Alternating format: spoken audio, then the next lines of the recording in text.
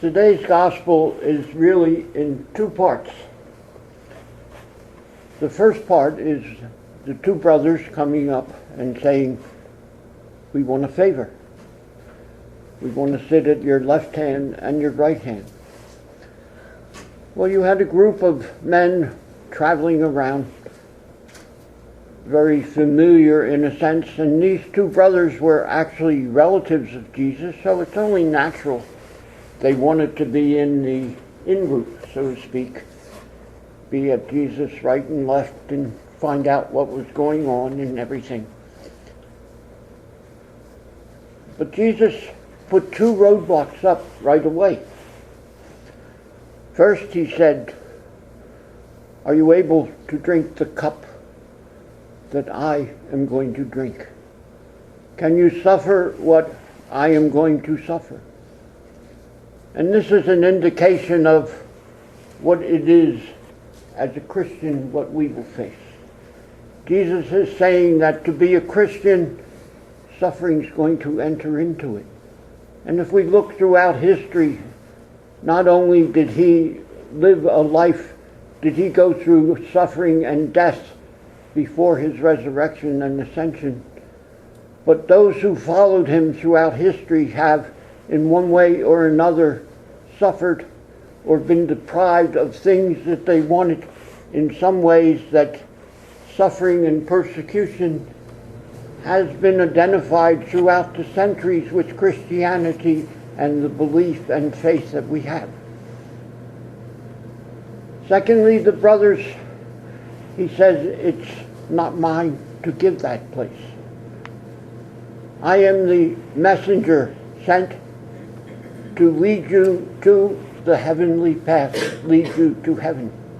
It is my Father who presents that place, not me, so it is not mine to give.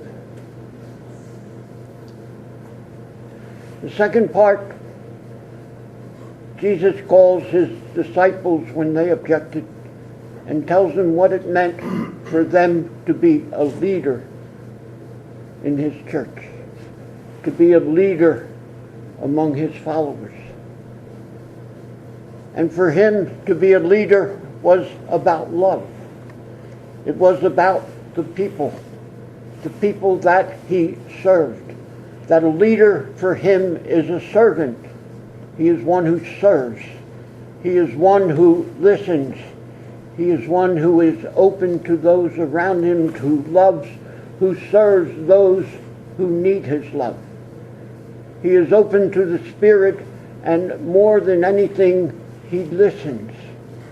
But remember that each of us has been baptized into him, into his Spirit. And each of us receives the Spirit, and each of us needs to also be open and listen to the Spirit and listen to each other. Leadership involves collaboration, not only just listening, not only ruling.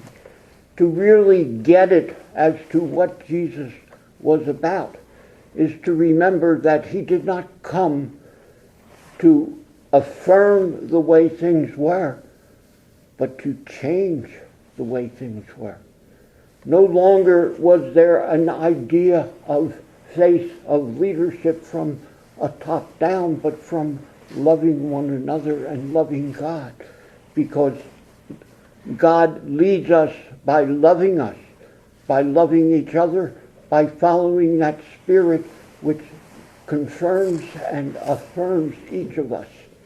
Jesus, yes, came and ransomed us with his death, with his resurrection.